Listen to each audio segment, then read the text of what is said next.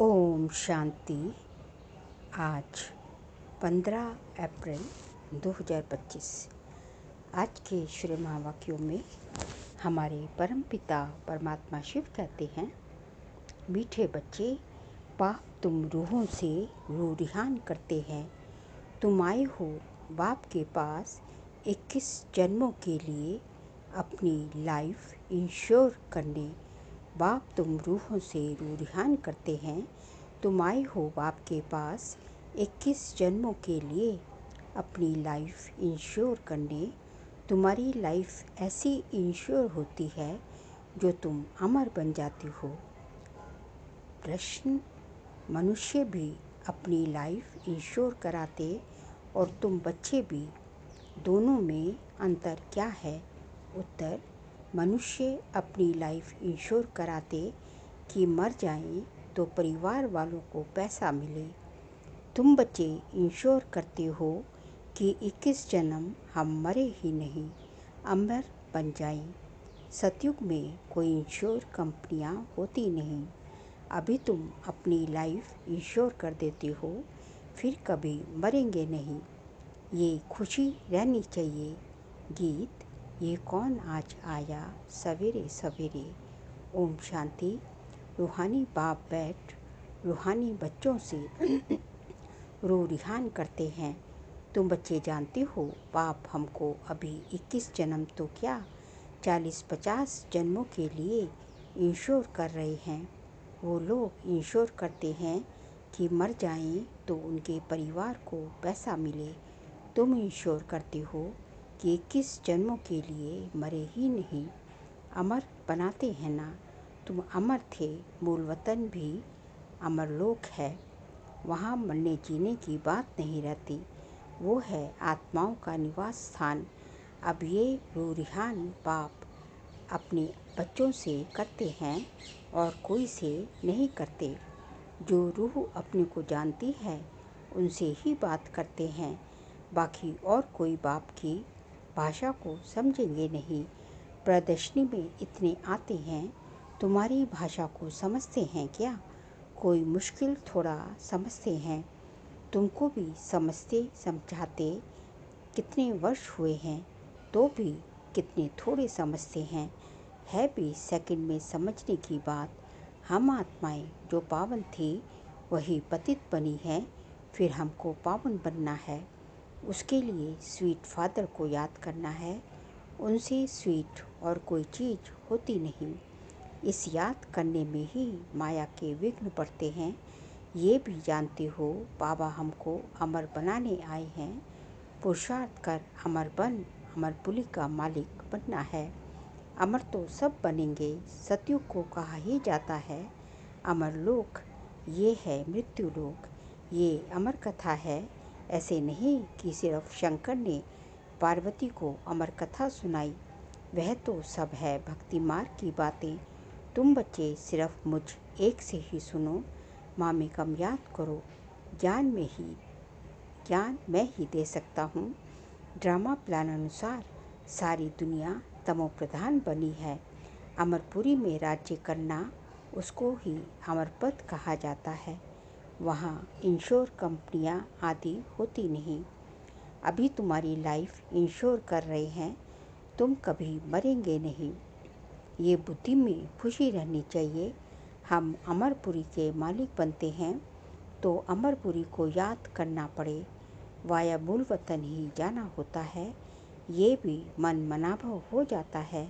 मूल वतन है मन मनाभव, अमरपुरी है मध्याजी भव।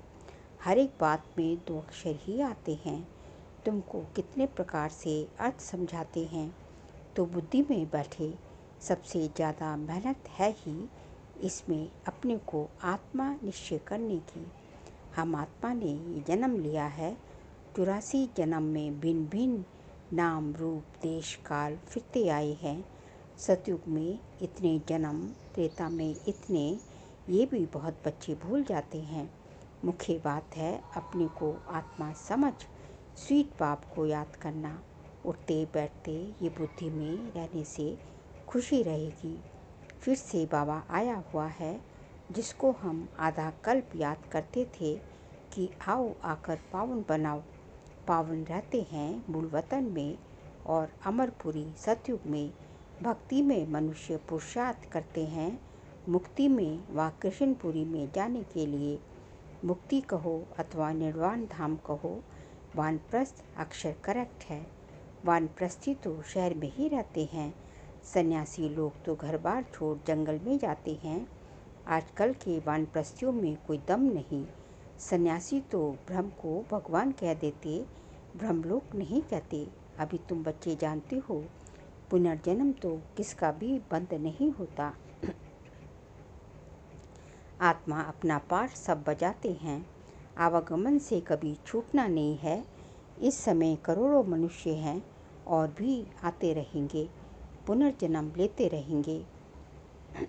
फिर फर्स्ट फ्लोर खाली होगा। मूल वतन है फर्स्ट फ्लोर, सूक्ष्म वतन है सेकंड फ्लोर, ये है थर्ड फ्लोर, अथवा इनको ग्राउंड फ्लोर कहो। दूसरा कोई फ्लोर है नहीं। वह समझते हैं स्टार्स में भी दुनिया है, ऐसे है नहीं। फर्स्ट फ्लोर में आत्माएं रहती हैं, बाकी मनुष्यों के लिए तो ये दुनिया है। तुम बेहद के वैरागी बच्चे हो। तुम्हें इस पुरानी दुनिया में रहते हुए भी इन आँखों से सब कुछ देखते हुए नहीं देखना है। ये है मुख्य पुरुषार्थ, क्योंकि ये सब खत्म हो जाएगा। ऐसे नहीं कि संसार बना ही नहीं, बना हुआ है, परंतु उनसे वैराग्य हो जाता है। अर्थात सारी पुरानी दुनिया से वैराग्य। भक्ति, ज्ञान और वैराग्य। भक्ति के बाद है ज्ञान, फिर भक्ति का वैराग्य हो जाता है। बुद्धि से समझते हो कि ये पुरानी दुनिया है, ये हमारा अंतिम जन्म है, अभी सबको वापस जाना है। छोटे बच्चों को भी शिव बाबा की याद दिलानी है। उल्टे सुल्टे खान पान आदि की कोई आदत नहीं डालनी चाहिए। छोटेपन से जैसी आदत डालो वैसी आदत पड़ जाती है। आजकल संग का दोष बड़ा गंदा है। संग तारे कुसंग बुरे, ये विषय सागर वैशाल्य है। सत्य तो एक ही परमपिता परमात्मा है, गॉड इज़ वन कहा जाता है। वह आकर सत्य बात समझाते हैं। बाप कहते हैं, हे रूहानी बच्चों, मैं तुम्हारा बाप तुमसे रुहान कर रहा हूँ।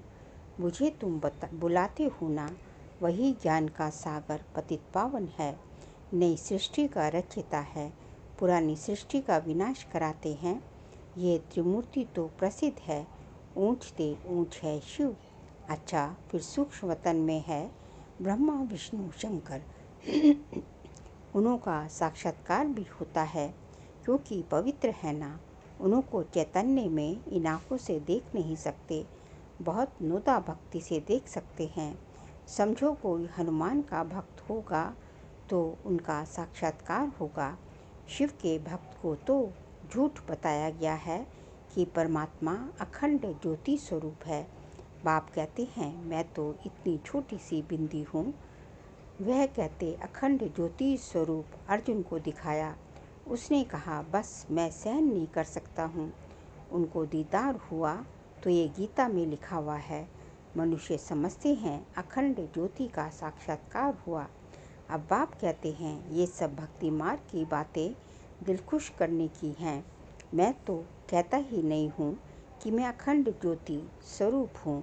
जैसे बिंदी मिसल तुम्हारी आत्मा है, वैसे मैं हूँ।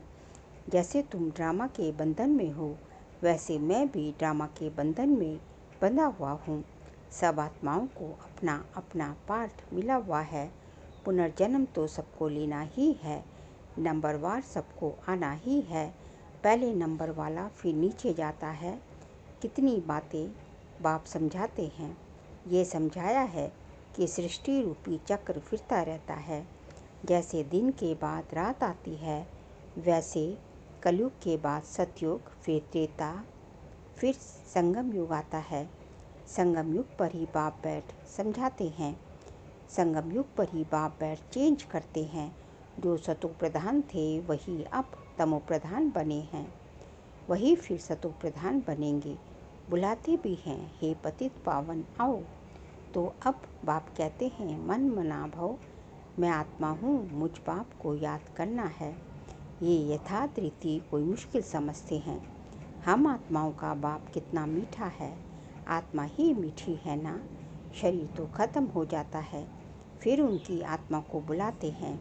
प्यार तो आत्मा से ही होता है ना। संस्कार आत्मा में रहते हैं। आत्मा ही पढ़ती सुनती है। देह तो खत्म हो जाती है। मैं आत्मा अमर हूँ, फिर तुम मेरे लिए रोते क्यों हो? ये तो देह अभिमान है ना। तुम्हारा देह में प्यार है, होना चाहिए आत्मा में प्यार। अविनाशी चीज में प्यार होना चाहिए। विनाशी चीज में प्यार होने से ही लड़ते झगड़ते हैं। सतयुग में है देही अभिमानी, इसलिए खुशी से एक शरीर छोड़ दूसरा लेते हैं। रोना पीटना कुछ भी नहीं होता। तुम बच्चों को अपनी आत्म अभिमानी अवस्था बनाने के लिए बहुत प्रैक्टिस करनी है। मैं आत्मा हूँ। अपने भाई आत्मा को बाप का संदेश सुनाता हूँ। हमारा भाई इन ऑर्गन्स द्वारा सुनता है। ऐसी अवस्था जमाओ। बाप को याद करते रहो तो विकर्म विनाश होते रहेंगे। खुद को भी आत्मा समझो, उनको भी आत्मा समझो, तब पक्की आदत हो जाए। ये है गुप्त मेहनत। अंतर्मुखी हो, इस अवस्था को पक्का करना है। जितना समय निकाल सको उतना इसमें लगाओ। 8 घंटा तो धंधा आदि भल करो, नींद भी करो, बाकी इसमें लगाओ। 8 घंटा तक पहुंचना है, तब तुमको बहुत खुशी रहेगी।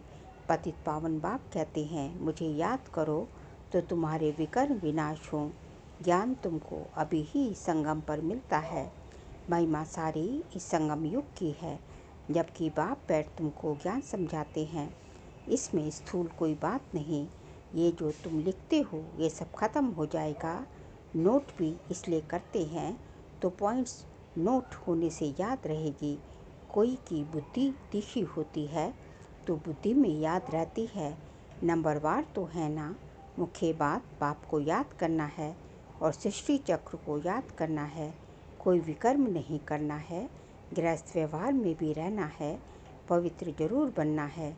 कई गंदे ख्यालात वाले बच्चे समझते हैं हमको ये फलानी बहुत अच्छी लगती है, इनसे हम गंधर्वी विवाह कर लें। परंतु ये गंधर्वी विवाह तो तब कराते हैं जबकि मित्र संबंधी आदि बहुत तंग करते हैं, तो उनको बचाने के लिए। ऐसे थोड़े ही सब कहेंगे हम गंधर्वी विवाह करेंगे। वह कभी रह नहीं सकेंगे। पहले दिन ही जाकर गटर में पड़ेंगे। नाम रूप में दिल लग जाती है। ये तो बड़ी खराब बात है। गंधर्वी विवाह करना कोई मासी का घर नहीं है। एक दो से दिल लगी तो कह देते गंधर्वी विवाह करे। इसमें संबंधियों को बड़ा खबरदार रहना चाहिए। समझना चाहिए ये बच्चे काम के नहीं। जिससे दिल लगी है उससे हटा देना चाहिए, नहीं तो बातें करते रहेंगे। इस सभा में बड़ी खबरदारी चलनी होती है। आगे चल बड़े कायदे से सभा लगेगी। ऐसे ऐसे ख्यालात वाले को आने नहीं देंगे। जो बच्चे रूहानी सर्विस पर तत्पर रहते हैं, जो योग में रहकर सर्विस करते हैं, वही सतयुगी राजधानी स्थापन करने में मददगार बनते हैं। सर्विसेबल बच्चों को बाप का डायरेक्शन है। आराम हराम है। जो बहुत सर्विस करते हैं वह जरूर राजा रानी बनेंगे। जो मेहनत करते हैं आप समान बनाते हैं, उनमें ताकत भी रहती है। स्थापना तो ड्रामानुसार होनी ही है। अच्छी रीति सब पॉइंट्स धारण कर फिर सर्विस में लग जाना चाहिए। आराम भी हराम है। सर्विस ही सर्विस तक ऊंच पद, सर्विस ही सर्विस तब ऊंच पद पाएंगे। बादल आए और रिफ्रेश होकर गए सर्विस पर। सर्विस तो तुम्हारी बहुत निकलेगी। किस्म किस्म के चित्र निकलेंगे जो मनुष्य झट समझ जाएं। ये चित्र आदि भी इम्प्रूव होते जाएंगे। इसमें भी जो हमारे ब्राह्मण कुल के होंगे वे अच्छी रीति समझेंगे। समझाने वाले भी अच्छे हैं तो कुछ समझेंगे। जो अच्छी रीति धारणा करते हैं, बाप को याद करते हैं, उनके चेहरे से ही मालूम पड़ जाता है। बाबा हम तो आपसे पूरा वर्षा लेंगे, तो उनके अंदर खुशी के ढोल बजते रहेंगे। सर्विस का बहुत शौक होगा। रिफ्रेश हुए और ये भागे। सर्विस के लिए हर एक सेंटर से बहुत तैयार होनी चाहिए। तुम्हारी सर्विस तो बहुत फैलती जाएगी, तुम्हारे साथ मिलते जाएंगे। आखिरीन एक दिन सन्यासी भी आएंगे। अभी तो उन्हों की राजाई है, उन्हों के पैरों पर पड़ते हैं, पूछते हैं। बाप कहते हैं ये भूत पूजा है, मेरे तो पैर है नहीं, इसलिए पूजने भी नहीं देंगे। मैंने तो ये तन लोन लिया है, इसलिए इनको भाग्यशाली रथ कहा जाता है। इस समय तुम बच्चे बहुत सौभाग्यशाली हो, क्योंकि तुम यहाँ ईश्वरीय संतान हो। गायन भी है, आत्माएं परमात्मा अलग रहे बहुकाल। तो जो बहुत काल से अलग रहे हैं वही आते हैं, उनको ही आकर पढ़ाता हूँ। श्री कृष्ण का ये अंतिम जन्म है, इसलिए नाम भी इस एक का श्याम सुंदर पड़ा है। शिव का तो किसी को पता नहीं है कि क्या चीज़ है। ये बात बाप ही आकर समझाते हैं। मैं हूँ परमात्मा, परम धाम में रहने वाला हूँ, तुम भी वहाँ के रहने वाले हो। मैं सुप्रीम पतित पावन हूँ, तुम अभी ईश्वरीय बुद्धि वाले बने हो। ईश्वर की बुद्धि में जो ज्ञान है वह तुमको सुना रहे हैं। सतयुग में भक्ति की बात नहीं होती, ये ज्ञान तुमको अभी मिल रहा है। अच्छा मीठे मीठे सिकिलते बच्चों प्रति माता पिता बाप दादा का याद प्यार और गुड मॉर्निंग। रूहानी बाप की रूहानी बच्चों को नमस्ते। हम रूहानी बच्चों की रूहानी बाप दादा को नमस्ते नमस्ते नमस्ते।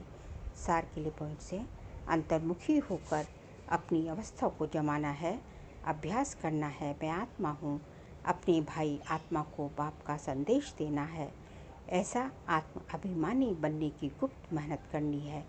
सेकंड पॉइंट, रूहानी सर्विस का शौक़ रखना है। आप समान बनाने की मेहनत करनी है। संग का दोष बड़ा गंदा है, उससे अपने को संभालना है। उल्टे खान पान की आदत नहीं डालनी है। आज का बाबा का वरदान है, विश्व कल्याण के कार्य में सदा बिजी रहने वाले विश्व के आधार मूर्त भव। विश्व कल्याण के कार्य में सदा बिजी रहने वाले विश्व के आधार मूर्त भव। विश्व कल्याणकारी बच्चे स्वप्न में भी फ्री नहीं रह सकते। जो दिन रात सेवा में बिजी रहते हैं, उन्हें स्वप्न में भी कई नई नई बातें, सेवा के प्लान्स व तरीके दिखाई देते हैं। वे सेवा में बिजी होने के कारण अपने पुरुषार्थ के व्यर्थ से और औरों के भी व्यर्थ से बचे रहते हैं। उनके सामने बेहद विश्व की आत्माएं सदा इमर्ज रहती हैं, उन्हें जरा भी अलबेलापन आ नहीं सकता। ऐसे सेवाधारी बच्चों को आधार मूर्त बनने का वरदान प्राप्त हो जाता है। स्लोगन, संगम युग का एक एक सेकंड वर्षों के समान है, इसलिए अलबेलेपन में समय नहीं गवाओ। संगम युग का एक एक सेकंड वर्षों के समान है, इसलिए अलबेलेपन में समय नहीं गवाओ। बाबा कहते हैं कि संगम युग का एक एक सेकंड एक वर्ष के बराबर है, इसलिए जो है अलबेलेपन में जो है इसे अलबेला होकर जो है समय नहीं गंवाना चाहिए। फिर जो है अप्रैल मास का अव्यक्त इशारे का सब्जेक्ट है, कंबाइंड रूप की स्मृति से सदा विजयी बनो। आज का पॉइंट है, जिसके साथ स्वयं सर्वशक्तिवान बाप कंबाइंड है, सर्व शक्तियाँ स्वतः ही उसके साथ होंगी। जहाँ सर्व शक्तियाँ हैं वहाँ सफलता ना हो ये असंभव है। कोई अच्छा साथी लौकिक में भी मिल जाता है तो उसको छोड़ नहीं सकते, ये तो अविनाशी साथी है, कभी धोखा देने वाला साथी नहीं है, सदा ही साथ निभाने वाला साथी है। तो सदा साथ साथ रहो। अच्छा, ओम शांति।